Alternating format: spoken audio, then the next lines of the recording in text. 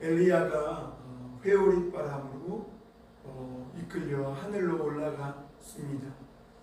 그때 엘리사는 너무 두려웠고, 또 엘리야가 회오리 바람으로 하늘로 올라갈 때에 이스라엘의 마병이여 이스라엘의 병거여 하면서 내 아버지여 어디 계시고 또 엘리야의 하나님 도대체 어디 계십니까?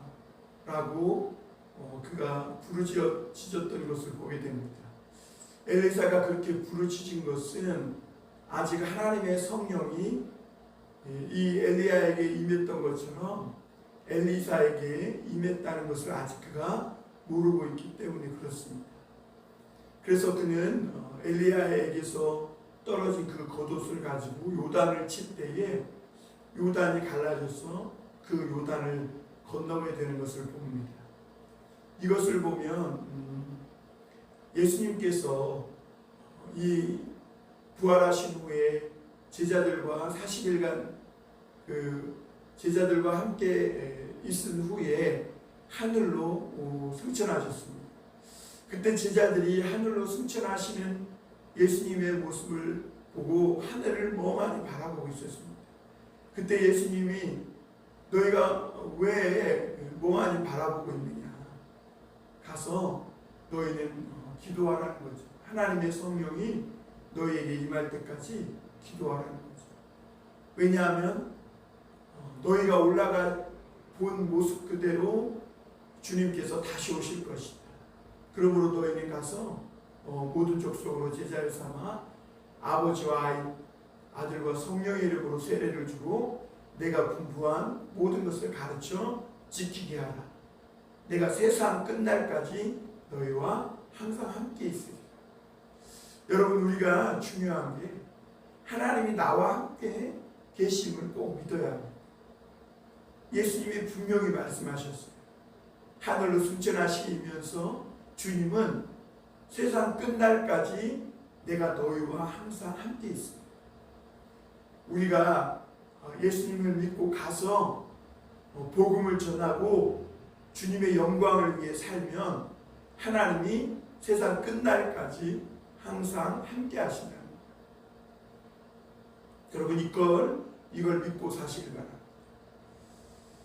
그 오늘 이 엘리사는 아직 하나님의 성령이 자기에게 역사하는 줄 모르고 그렇게 제자들의 이 엘리야의 옷을 가지고 요단을 쳤을 때 요단이 갈라져서 그렇게 이 여리고로 건너오게 됨을 오늘 보게 됩니다. 그리고 또 여리고에 왔더니 거기에 제자들이 있는데, 선지자의 제자들이 있는데, 그들이 오늘 뭐라고 얘기하냐면 엘리야의 성령이, 역사하시는 성령이 엘리사 위에, 그러니까 엘리야에게 역사했던 성령이 엘리야 위에 머물렀음을 그들이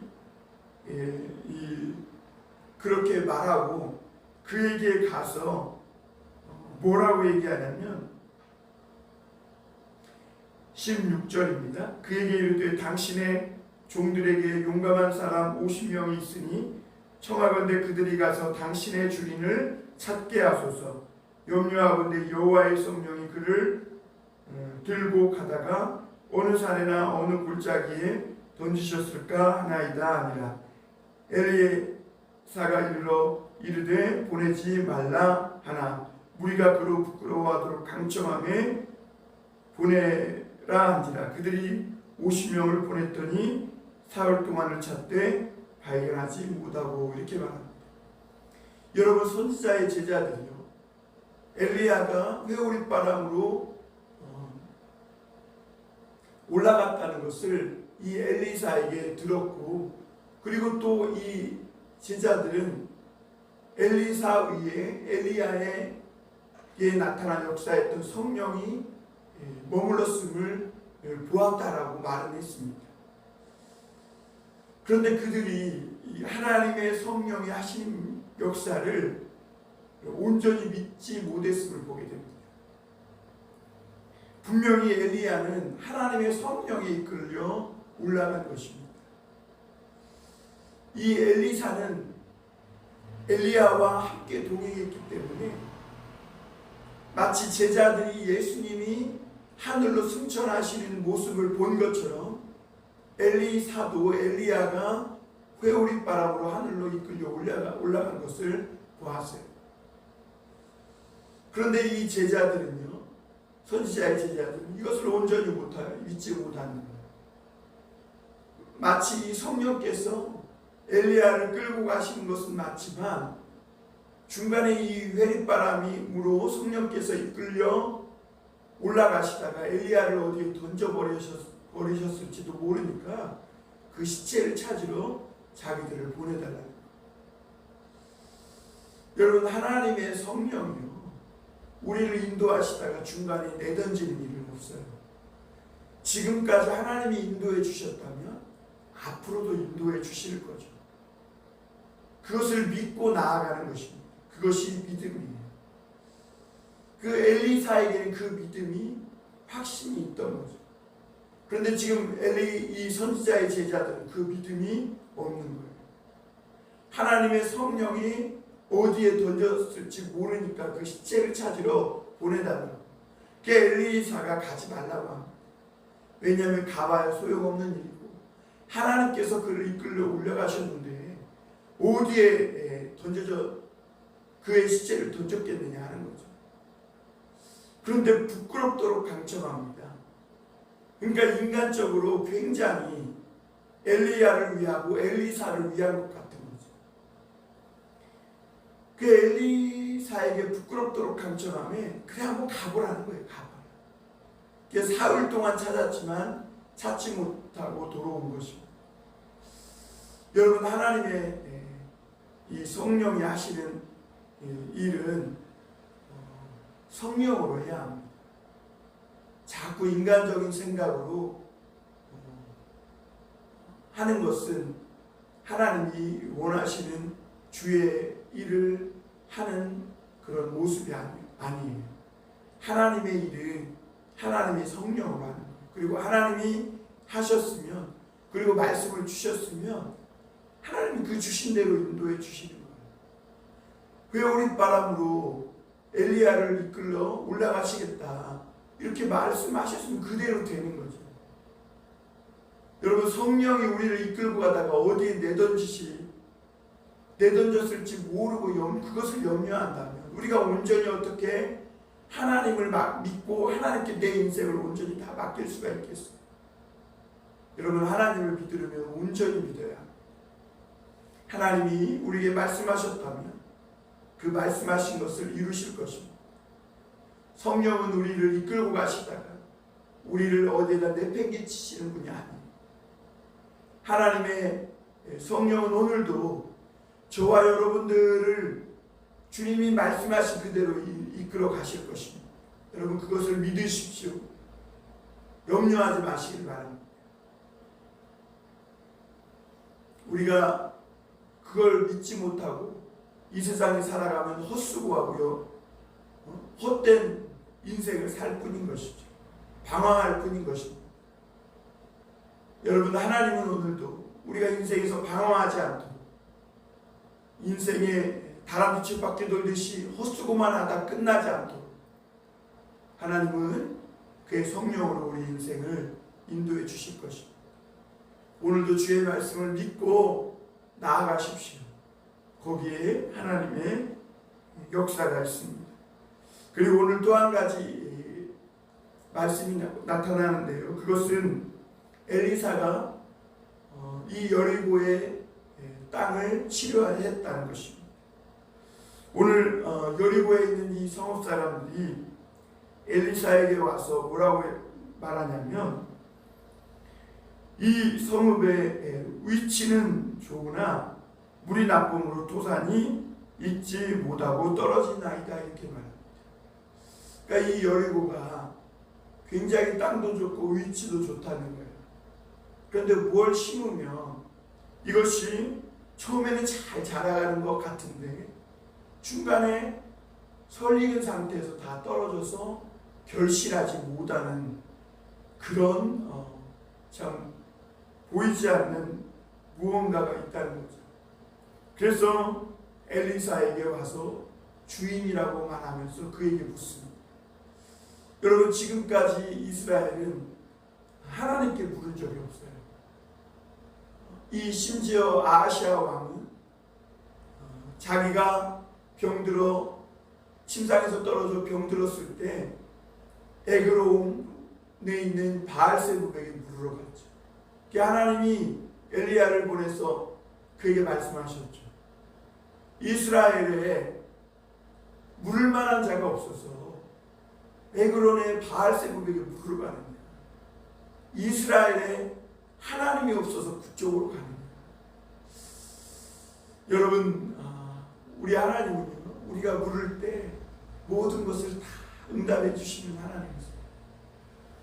여러분, 우리 인생이 결실하고 또 아름답게 열매 맺도록 우리 하나님은 역사해 주시는 분이세요.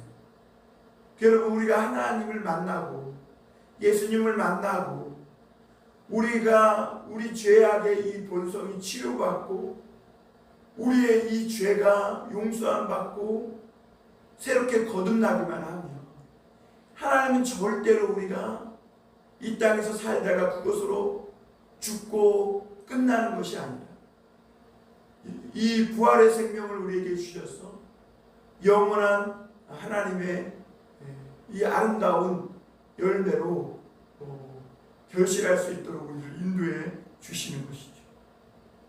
사실 이 여리고는 여호수아 때에 저주를 받은 것입니다. 이 여리고는 이스라엘 백성들이 하나님의 말씀으로 그 가나안 땅을 향해 들어가는 첫 관문에서 그들을 막아섰던 성읍입니다. 그런데 이 여호수아와 이스라엘 백성들이 하나님의 말씀대로 그 여리고를 향하여 외칠 때 여리고가 무너졌고 여호수아는 거기에 저주를 했죠. 누구든지 이 여리고를 다시 일으키는 자는 맏아들이 죽고 그의 막내 아들이 죽을 거라는 거예요. 그래서 열왕기에서 그 말씀을 어기고 끝까지 그 여리고를 세우다가 맏아들이 죽고 또 그의 막내 아들이 죽은 그런 사람도 있었습니다. 이 여리고에는 온전히 결실을 맺지 못하는 이런 안타까운 저주가 있었음을 보게 됩니다. 엘리사는 소금을 그릇에 담으라고 해가지고 물 근원으로 나아가서 소금을 그 가운데 던지며 이르되 여호와의 말씀이 내가 이 물을 고쳤으니 이로부터 다시는 죽음이나 열매 맺지 못함이 없을지니라 하셨느니라. 여기서 중요한 건 소금이 아니에요.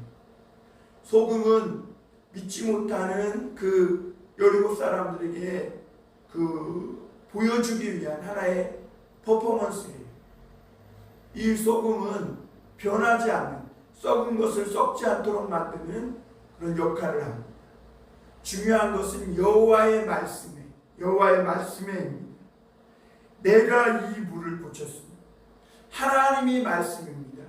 하나님이 고쳤으니 이로부터 다시는 죽음이나 열매 맺지 못함이 없을지니라. 여러분은 하나님의 말씀이 고칩니다. 여러분, 우리는 우리 자신을 고칠 수가 없어요. 우리 인생을 못 고쳐요. 여러분, 우리 사람은 누구나 하나님의 말씀으로 고침받지 않습니다. 이 땅에서 뭔가 대단한 일을 하고 살아가는 것 같지만, 뭔가 엄청난 것 같지만, 그러나 읽지 못하고 온전히 결실하지 못하고 그것으로 끝나버린 거예요. 우리의 죄악이 우리를 삼켜버리는 것이죠. 그런데 여러분, 하나님의 말씀으로 치료한 바는 하나님이 내가 너를 고쳤다 라고 말씀하시면 우리는 죽음이나 우리 인생이 더 이상 열매 맺지 못함이 떠나가게 됩니다. 그 여러분, 하나님의 말씀을 믿으시길 바랍니다. 오늘 엘리사는 물 근원으로 갔다고 했어요. 여러분 이 물 근원은 그 토양을 떠받치고 있는 모든 기초를 말하는 것이죠. 여러분 우리 때때로 하나님의 말씀은 이 하나님의 이 물로 표현되는 것을 보게 됩니다. 여러분 우리 사람의 인생이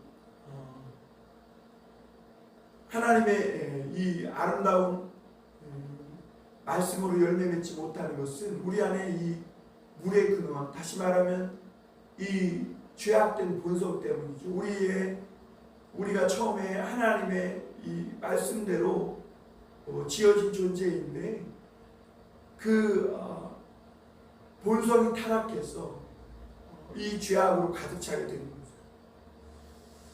거죠. 이 예수 그리스도께서 이 땅에 오셔서 십자가에 달려 죽으시면 바로 이 죄악의 본성, 물의 근원, 더럽혀지고 썩은 이 죄악의 본성을, 이 물의 근원과 같은 이 죄악의 본성을 고쳐주신 것입니다.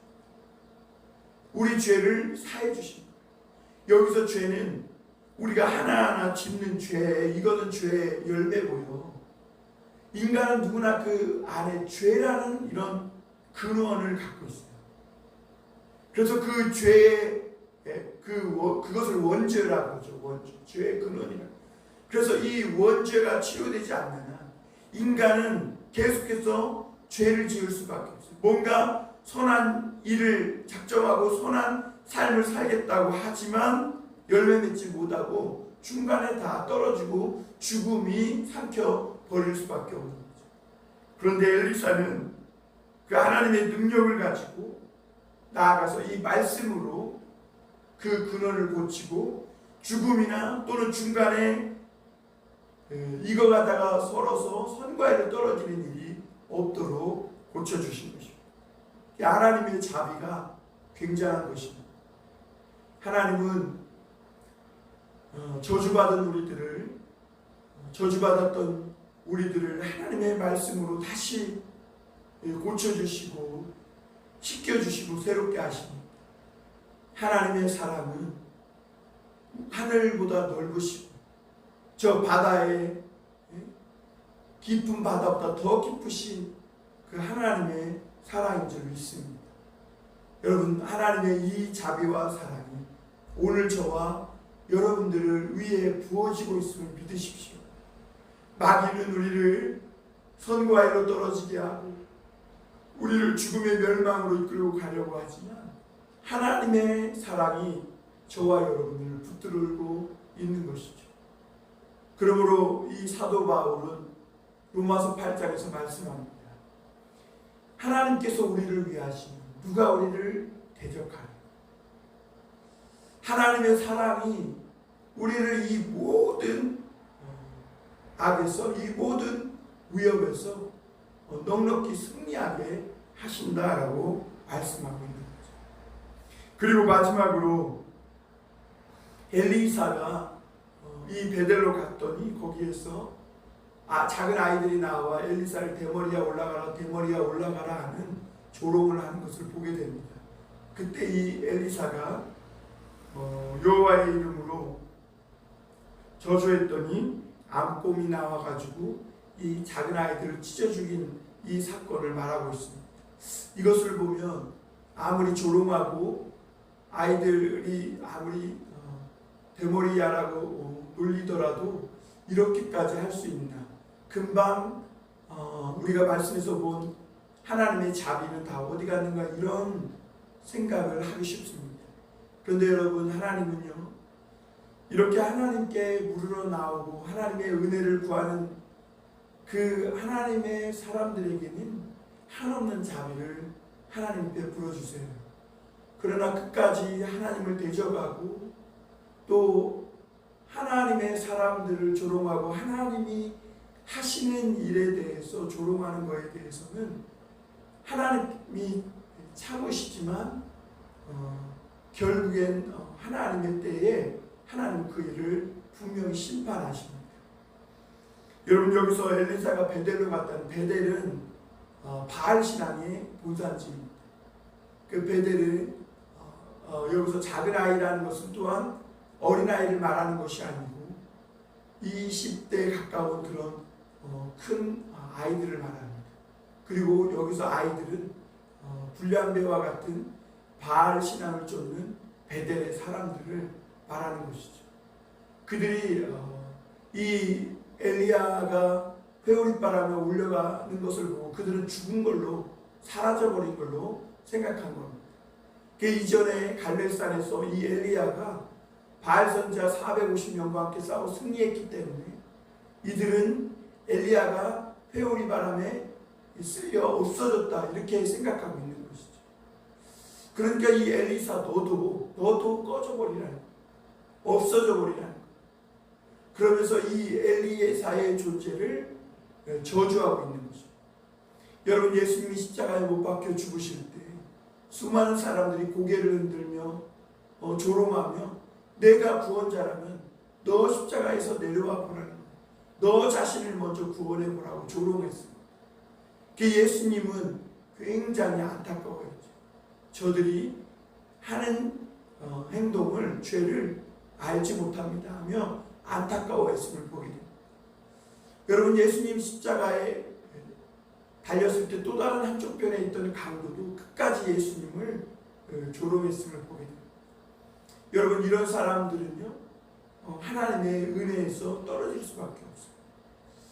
여러분 오늘 이 베델의 이 아이들은 그 하나님의 하시는 일을 끝까지 대적하고 그리고 하나님의 성령이 역사하는 이 엘리사가 이 엘리야와 같이 없어져 버리기를 바라는 그런 악한 무리들이었음을 보게 됩니다. 그것이 어디서 나타나냐면 25절에 보면 엘리사가 거기서부터 갈멜산으로 가고 그랬습니다. 여러분 갈멜산을 왜 갑니까? 거기서 또다시 엘리야가 승리했던 것처럼 엘리사는 또 한 번 하나님의 능력으로 이 베델의 바알 신앙을 쫓는 모든 이 우상으로부터 승리하기를 바라는 마음으로 그 갈멜산에서 승리했던 이 엘리야의 그 신앙의 길을 걷고 있는 것이죠. 그리고 거기서 사마리아로 돌아왔다 이렇게 말합니다. 사랑하는 성도 여러분, 오늘 말씀을 이렇게 좀 정리해 보면 하나님의 성령은 우리를 인도하시다가 중간에 내던지거나 포기하지 않는 분이십니다. 여러분 하나님을 믿으시고 오늘도 하나님의 성령이 저와 여러분과 함께 있음을 믿으십시오. 내가 인식하거나 인식하지 못하거나 하나님은 저와 여러분에게 가까이 계십니다. 그리고 하나님은 우리의 죄악의 본성을 치료해 주신 하나님이십니다. 그래서 우리가 중간에 설리거나 또는 죽음이 가까이 하지 못하도록 하나님이 막아주세요. 세상에서 때로는 실패하는 자 같으나 이기는 자가 되게 하시는 하나님이신 줄 믿고 오늘도 여러분 내가 깨닫지 못하는 거지 하나님의 은혜와 성령이 하나님의 사랑이 저와 여러분에게 풍성하게 부어주고 있음을 믿으시고 승리하는 우리 모두가 되기를 주님의 이름으로 축원합니다.